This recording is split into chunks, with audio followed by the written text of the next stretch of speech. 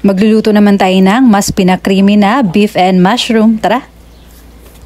Sa mainit na kawali, maglagay ng mantika at isunod naman natin dito yung ating mantikilya at igisa na natin yung ating bawang at saka sibuyas. Isunod naman natin dito yung ating na-marinate na karne ng baka. Ayan, minarinate ko lang pala ito sa oyster sauce, asin at madaming paminta.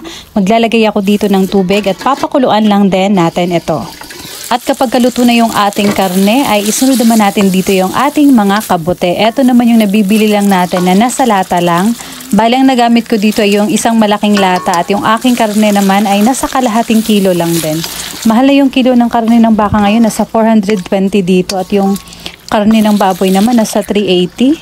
Ito na, maglalagay na ako dito ng all-purpose cream at maglalagay na rin ako ng gatas evaporada. Kasi kapag ka all-purpose cream lang, madali siya matuyo. Ayan. Gusto ko yung medyo masabaw-sabaw kapag ganito. Tinimplahan ko lang siya ng asin, saka paminta, takpan at papakuluan lang din natin ito. Eto na, handa na ang ating creamy beef and mushroom. Tara, titikman na natin. Guys, tikman na natin.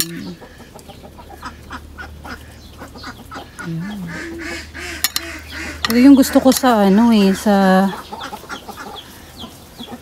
beef mushroom. Creamy siya tapos, iyan. Gusto ko madaming sabaw. Sabaw is life.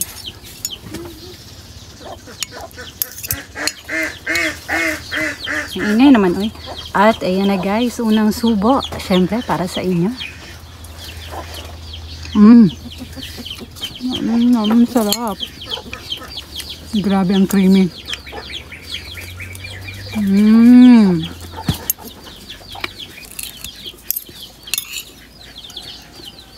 Yan o. Napakadali lang naman yung lutuin eh.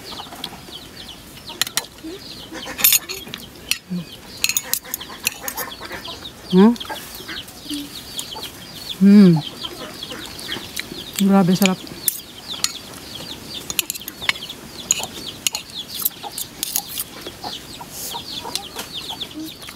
Mushroom.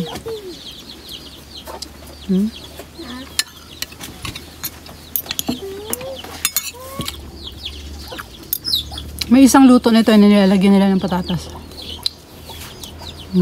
Sarap.